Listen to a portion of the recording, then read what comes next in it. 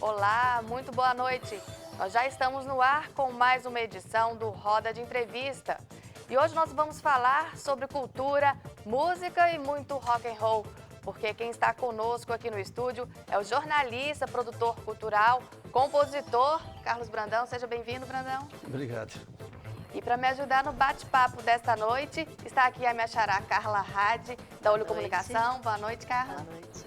E também o Clenon Ferreira. Ele é repórter de cultura do Jornal Popular e também editor da revista Cajá. Seja bem-vindo, Clenon. Obrigado, boa noite. E, Brandão, eu quero começar perguntando para você um pouquinho do início da sua trajetória. Eu estava vendo aqui, já são quase 50 anos, 49 para ser mais exato, desde que você compôs a sua primeira canção. E os jornalistas sempre perguntam, como é esse processo de criação? Você se lembra do processo de criação da sua primeira música? Eu lembro que eu era muito metido a fazer uns poemas rimados, sabe? Assim, tudo em ar, tudo em or, sabe? Eu achava aquilo horrível, mas naquela época para mim estava perfeito, né? Minha mãe falava assim, não, isso está muito ruim, sabe?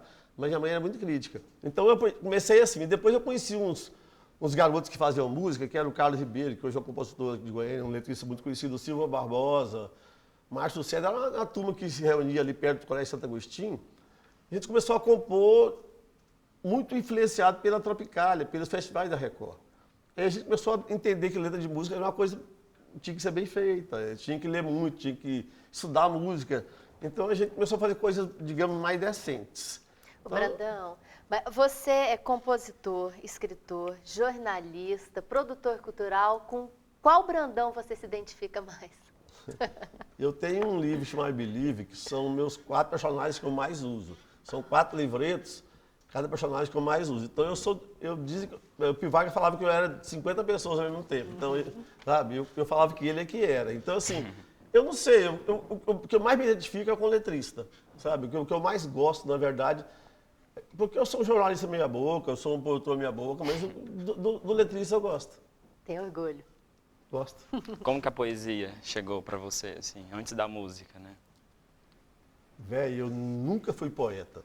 Eu sou um poeta horroroso, porque assim, a minha poesia, quando você vai ler, ela fala assim, uai, mas tá parecendo letra de música. Então ela é letra de música, entendeu? Eu tenho um livro que reuniu um punhado de poemas que não virou letra de música, e depois que eu lancei esse livro, todas viraram letra de música, porque as pessoas foram pegando e foram musicando. Então, na verdade, eu sou um letrista, e tem uma diferença imensa entre letrista e poeta. O poeta ele é mais livre, ele não precisa se preocupar nem em rimar. Já a letra de música ela tem uma necessidade de ser cadenciada, ser ritmada e até de rimar. Tanto que você lê uma letra de música sem a música e fala, pô, que porcaria. Aí você vai ver qual a música ela é boa. Sabe? Então tem uma diferença aí. E suas inspirações para as letras que você escreve vêm do quê? Bem de nada, Geralmente. é uma mentira. Porque tem uma história do Caetano com o compositor Lupicínio Rodrigues, e o Lupicínio contava as histórias, contava pro Caetano a história das músicas, a letra que ele fazia, e a mulher do Lupicínio falava assim, tudo mentira, tudo mentira. Tem gente que baseia na sua realidade para fazer letra de música. Ele fala, não, Pedro, se a letra de música sua é tão romântica, você está apaixonado? Não, é tudo mentira. Você não precisa estar sofrendo ou estar pulando um prédio para fazer uma letra, não. Para mim, fazer letra é uma coisa natural. Não precisa de você estar sentindo alguma coisa para fazer naquela hora, não. Basta você ser profissional da letra. Mas para contar aquelas histórias que você conta na letra, você se inspira no cotidiano, nessas histórias que você vê? Tem alguma coisa que é verdade Não. ou que passa por um personagem? Eu acho que eu devo ter umas real? 60 composições prontas, feitas, e mais de 200 gravadas. Dessas mais de 200 gravadas, vamos pegar o que existe realmente, deve ter umas 8 ou 10 que foram baseadas em alguma coisa. Por exemplo, eu sou ateu, e tem uma música minha que chama Por Isso Eu Vim, que é a história de um pecador que se arrepende e vai para a igreja para pedir perdão para Deus. Quer dizer, as pessoas falam assim, mas como é que o ateu faz isso? Ué, basta ser letrista. Agora, Brandão, em 1975, uma canção sua foi classificada aí no Festival Abertura da Rede Globo, né? Como é que foi também, o que isso representou para você? Você estava começando aí na carreira de compositor? Na época, eram 20 e poucos anos, para mim aquilo não valia nada, eu achava aquilo desimportante demais. Tanto que o arranjo da música foi feito pelo Rogério Duprat, que foi o cara que fez Mutantes e fez Tropicália. E para mim aquilo não representava nada, sabe? Agora, há pouco tempo atrás, que o Diego de Moraes, o músico da cidade, falou assim, não, Brandão, você é o único compositor de Goiânia que tem uma música arranjada pelo Pedro Duprá. Continuou, para mim, não valendo nada. Então, assim, para mim aquilo foi uma auê, mas foi uma escola digamos, de produção, porque era tudo muito profissional. Quer dizer, no dia do festival, eu fui assistir o ensaio geral. Foi do Municipal de São Paulo. Eu assisti o ensaio geral, como se estivesse vendo o programa. O que eu fiz? Eu peguei, não fui na hora do programa, fiquei no hotel bebendo, assistindo pela televisão, porque eu já tinha assistido o ensaio geral. Então, lá eu aprendi que profissionalismo é uma coisa super necessária. E fala um pouco sobre a música, né? O nome dela, o que você fala na letra. Ela chama-se Que Venga El Tango. Ela é minha e do Silvio Barbosa, que é um músico da cidade que já morreu. Ela é um tango bem surreal, a letra bem surreal mesmo, que daquela época da ditadura militar você tinha que criticar as ditaduras daqui e da Argentina com um pouco de categoria, né? Então a censura pegou no pé dessa letra, quase que ela foi desclassificada do Festival da Globo por causa da letra.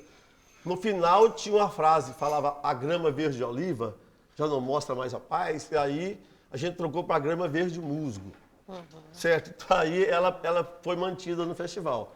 Quer dizer, então ela gerou uma série de questionamentos por parte da censura. O senhor estava questionando a ditadura militar, brasileiro, argentino, então foi assim uma coisa que gerou controvérsias dentro da censura. Mas ela acabou passando. Você acha que na época da censura, os artistas, a produção artística, ela foi mais intensa, ela foi mais criativa, é diferente de hoje? Eu não sei se era mais intensa por causa da censura, sabe, Carlinha? Eu acho que ela era mais intensa porque era uma época de muita criação mesmo. Final dos anos 70, começo dos 70, era muita efervescência, era muita loucura. Então, assim, as pessoas produziam muito, não só em música, mas em todas as áreas. Você vê que os grandes movimentos, as grandes novidades que existem até hoje no mundo, vieram do final dos anos 60, começo dos 70, tá? Em qualquer área de arte. Mas, assim, a censura fazia a gente, falando no caso de letra, fazia a gente pensar um pouco mais para driblar a realidade deles, né? Porque você ia fazer um show, a censura que assistia primeiro o seu show. Você acha que a censura ainda persiste hoje?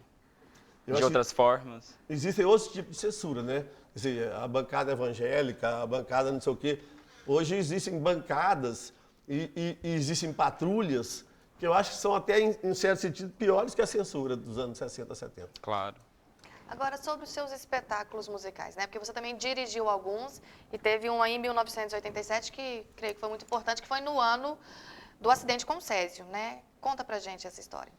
Quando o Goiânia teve aquele acidente do Césio, Goiânia ficou uma cidade assim, digamos, a gente saía daqui, chegava no Rio, sabia que a gente era de Goiânia, ninguém chegava perto. A gente era assim mesmo, sabe? Estava contaminado e contaminava as outras pessoas. Aí um grupo de artistas do Rio criaram um projeto chamado Grito de Alerta. Fizeram um show no Rio de Janeiro para chamar a atenção de Goiás, que não estava contaminado, era aquela loucura toda. E diversos desses artistas, eles vieram em Goiânia para fazer shows gratuitos, sabe? Vieram sem cachê para mostrar para o Brasil que a cidade não era aquilo tudo que estavam falando. E eu fui encarregado de fazer a produção desses shows, né? Erasmo Carlos, Fagner, Gonzaguinha, Elisete Cardoso, sei lá, era gente demais, que Chacrinha. Então foi assim, como a gente não tinha nem equipe da secretaria para fazer isso, foi muito cansativo. Sabe? Foi muito cansativo, mas a gente terminou. Eu lembro que no penúltimo show do Erasmo Carlos eu desmaiei porque eu não tinha mais nenhuma estrutura física, porque era mais de 10 dias para ficar sem alimentação direito, sabe? Eu desmaiei e o Rogério Lucas, que é um jornalista e amigo meu que trabalhava também na produção, ele cuidou dos últimos shows. E eu ia perguntar também dessa época, qual que foi o resultado, né? Você disse da questão da estrutura, dos artistas que vieram. Surtiu o resultado esperado? Surtiu. Eu acho que, de uma certa maneira, tudo que naquela época viesse para dizer que o estado de Goiás, que a cidade de Goiânia não era uma coisa à parte do Brasil, sabe? Era interessante. Então foi importante que a arte acaba fazendo isso bem, né? Divulgando bem. Esse é um papel importante da arte, né? E agora, da cultura da arte, e que volta agora para o debate com essa questão da extinção do Ministério da Cultura, né? Até quem é contra fala justamente isso, num retrocesso, né? Porque tudo que se perde com isso, e quem é a favor fala que é uma questão necessária, porque o foco agora é a economia, retomar esse fôlego. Qual é a sua opinião, Brandão? Eu acho que tudo que já foi conquistado, se você perde, é uma perda. É uma perda. O Ministério da Cultura é uma perda. Eu posso não concordar com determinadas políticas feitas pelo Juca, sabe? Determinados grupinhos que habitavam o Ministério, que mais ou menos mandavam lá. Mas o Ministério é importante que ele exista. Assim como a Secretaria de Cultura de Goiás é importante que ela exista. Ela não pode ser seduce. Isso é uma brincadeira, isso no mínimo, uma curtição com a cara da gente, que nós somos artistas. Sabe, é a mesma coisa como a Prefeitura de Goiânia tentou fazer com a Secretaria Municipal de Cultura, juntar também com outras secretarias, não fez isso, mas tirou todo o poder financeiro da Secretaria de Cultura. A Secretaria de Cultura não existe. Então nós estamos num momento triste da cultura. O Ministério não existe, a Secretaria de Cultura do Estado não existe, a Secretaria de Cultura do município de Goiânia não existe. Então nós estamos num momento muito triste para a cultura feita no Brasil todo e principalmente entre nós aqui, né? Nós não temos secretaria. E os fazedores de arte, de cultura, os produtores fazem como hoje? Qual é a saída para enfrentar essa crise? Eu acho que sempre fizeram, criatividade, sabe? A crise sempre existiu, né? Para o artista, sempre houve crise, sabe? Então, assim, a gente teve gente aqui que é de época de não tinha lei de incentivo, nada disso. A gente fazia na criatividade. Na unha. Na unha. Então, eu acho que não é novidade para a gente, não. A gente vai agora para um rápido intervalo, mas continue nos acompanhando, porque tem muita discussão aí pela frente. Já, já.